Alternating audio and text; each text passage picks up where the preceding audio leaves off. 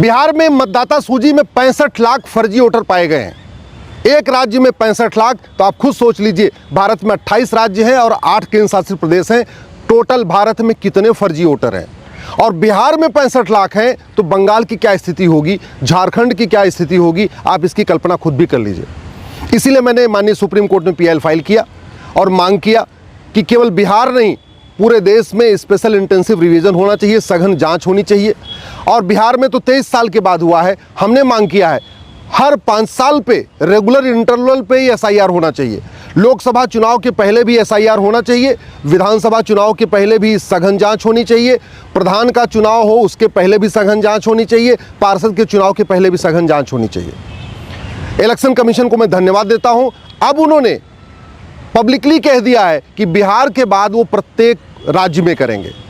अब election commission ने यह भी कह दिया है कि पूरे देश में एसआईआर होगा, हर चुनाव के पहले एसआईआर होगा। यही मेरी मांग थी और चूंकि इलेक्शन कमीशन इसको मांग लिया है, इसलिए मैं इलेक्शन कमीशन को धन्यवाद देता हूं।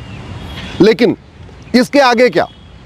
इलेक्शन कमीशन ने सघन जांच किया, फर्जी वोटर जो थे उनका नाम निकाल दिया, लेकिन उनको इलेक्शन कमीशन भारत से नहीं निकाल सकता। भारत से कौन निकालेगा? भारत से निकालेगी सरकार। संविधान का आर्टिकल 355 साफ साफ कहता है कि भारत को बाहरी खतरों से और आंतरिक खतरों से सुरक्षित बनाना ये सरकार की ड्यूटी है। इसलिए मैं सरकार से निवेदन करता हूं, तत्काल संसद में, लोकसभा और राज्यसभा में आर्टिकल 355 के ऊपर बहस करें। सर्बानंद सोनोवाल केस में जो सुप्रीम कोर्ट ने कहा था घुसपैठ एक्ट ऑफ एग्रेशन है, घुसपैठ हमारी राष्ट्र की सुरक्षा के लिए खतरा है, घुसपैठ हमारी देश की एकता अखंडता के लिए खतरा है, घुसपैठ अपने आप पे इनडायरेक्ट वॉर है, वेजिंग वॉर है, घुसपैठ हमारी संप्रभुता के लिए खतरा है, घुसपैठ हमारी आंतरिक सुरक्षा के लिए बहुत बड़ा खतरा है। इसको माननीय सुप्रीम कोर्ट पहले एडमिट कर चुका है, लेकिन इसके बावजूद कभी लोकसभा और राज्यसभा में घुसपैठ के ऊपर गंभीरता के साथ चर्चा नहीं हुई है। घुसपैठ इतना बड़ा खतरा है, इसके बावजूद हमने बीएनएस में घुसपैठ पे एक चैप्टर नहीं जोड़ा, ऑफेंस रिलेटिंग टू इन्फिल्ट्रेशन। मैं सरकार से निवेदन कर रहा हूं, संविधान के आर्टिकल 355 के ऊपर संसद में बहस करें और बीएनएस को संशोधित करके इसमें नया चैप्टर जोड़े, ऑफेंस रिलेटिंग टू इन्फिल्ट्रेशन। और घुसपैठ को राष्ट्र की सुरक्षा, भारत की संप्रभुता के लिए खतरा घोषित करें।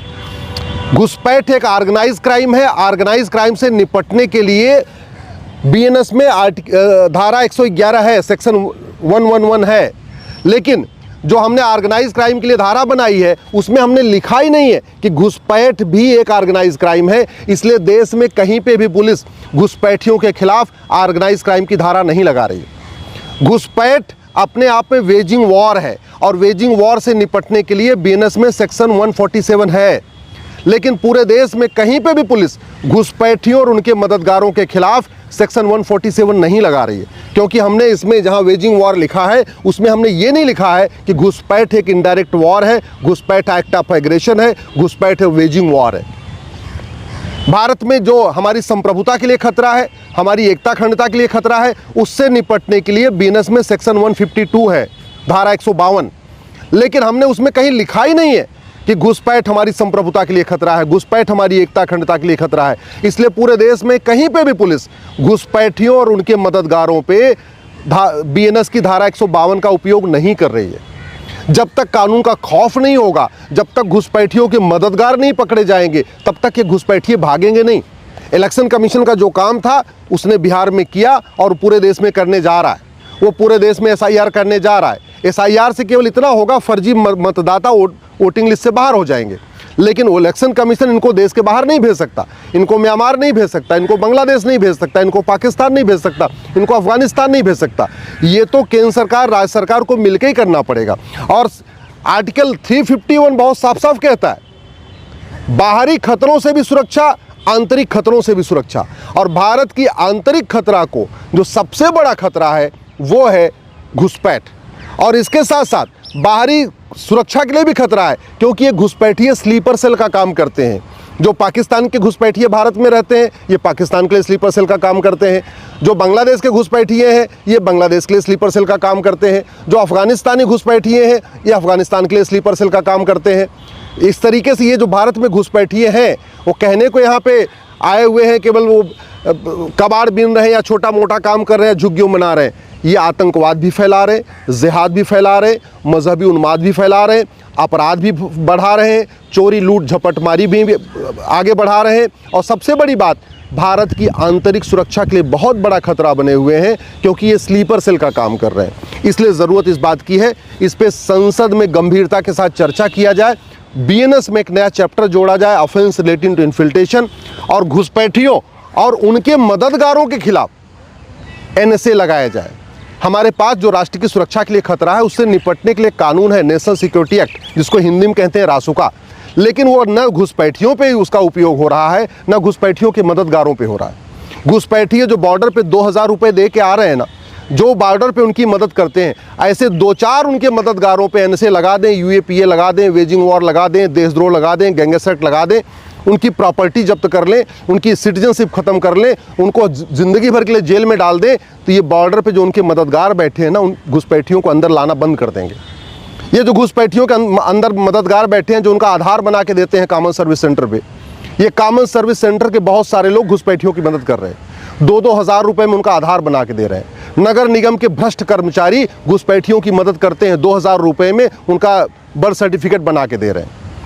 तहसील के जो भ्रष्ट कर्मचारी हैं, वो 2000 रुपये में घुसपैठियों का राशन कार्ड बना के दे रहे हैं। जो आरटीओ ऑफिस के दलाल हैं, आरटीओ ऑफिस के भ्रष्ट कर्मचारी हैं, वो 3000 रुपये में घुसपैठियों का ड्राइविंग लाइसेंस बना के दे रहे हैं। और उसके बाद जो लोकल नेता होता है, जिसको पार्षद बनना है या प्रधान बनना है, वो इन घुसपैठियों का 4-5 डॉक्यूमेंट के बाद लेके वोटर आईडी में नाम जुड़वा दे रहा है। जब तक फर्जी आधार बनाने वाले, फर्जी राशन कार्ड बनाने वाले, फर्जी बर्थ सर्टिफिकेट बनवाने वाले, फर्जी ड्राइविंग लाइसेंस बनाने वाले और वोटर आईडी में नाम जुड़वाने वालों के खिलाफ एनएसए नहीं लगेगा, यूएपीए नहीं लगेगा, वेजिंग वॉर की धारा नहीं लगेगी, इनके खिलाफ देशद्रोह की धारा नहीं लगेगी, इनके खिलाफ गैंगस्टर एक्ट नहीं लगेगा, इनकी 100% प्रॉपर्टी नहीं जब्त होगी, जब तक इनकी नागरिकता खत्म करके इनको आजीवन कारावास की सज़ा नहीं होगी, तब तक घुसपैठियों की मदद करना ये बंद नहीं करेंगे।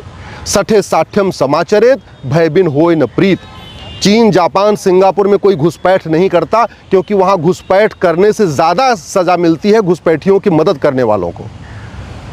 दुबई में, कुवैत में, बहरीन में, अबू धाबी में कोई घुसपैठ नहीं करता, क्योंकि वहाँ पे घुसपैठ करना जितना अपराध है, उससे ज़्यादा गंभीर अपराध माना जाता है घुसपैठियों की मदद करना। और भारत में यहाँ नेता भी घुसपैठियों की मदद कर रहे हैं, यहाँ पे बहुत सारे यूट्यूबर भी घुसपैठियों की मदद करते हैं, बहुत सारे यहाँ पे जो सरकारी कर्मचारी घुसपैठियों की मदद करते हैं, बहुत सारे दलाल घुसपैठियों की मदद करते हैं, बहुत सारे पार्षद प्रधान घुसपैठियों की मदद करते हैं, और बहुत सारे सांसद विधायक भी घुसपैठियों की मदद करते हैं।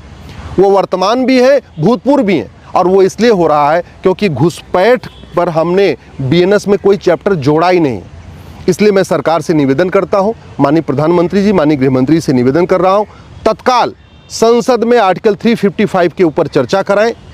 आर्टिकल 355 बहुत साफ साफ कहता है कि ये केंद्र सरकार की ड्यूटी है, वो सुनिश्चित करे भारत बाहरी खतरों से भी सुरक्षित रहे, भारत आंतरिक खतरों से भी सुरक्षित रहे। भारत के आंतरिक खतरों को, भारत के बाहरी खतरों को, घुसपैठियों से बहुत बड़ा खतरा है, और घुसपैठियों से खतरे से निपटने का एक ही तरीका है, बीएनएस में एक नया चैप्टर जोड़ दिया जाए, ऑफेंस रिलेटिंग टू इन्फिल्ट्रेशन। घुसपैठ और घुसपैठियों के मददगारों पे एनएसए लगाया जाए, यूएपीए लगाया जाए, वेजिंग वॉर लगाया जाए, देशद्रोह लगाया जाए, गैंगस्टर एक्ट लगाया जाए। घुसपैठियों के मददगारों की 100% संपत्ति जब्त किया जाए, घुसपैठियों के मददगारों की नागरिकता खत्म किया जाए, और घुसपैठियों के मददगारों को आजीवन कारावास की सज़ा दिया जाए। यही तरीका है, क्योंकि जिस तरीके से घुसपैठियों की फंडिंग हो रही है, बाहर से भी फंडिंग हो रही है, अंदर से भी फंडिंग हो रही है। बाहर से फंडिंग एफसीआरए के ज़रिए आ रही है, अंदर से फंडिंग हवाला के ज़रिए हो रही है।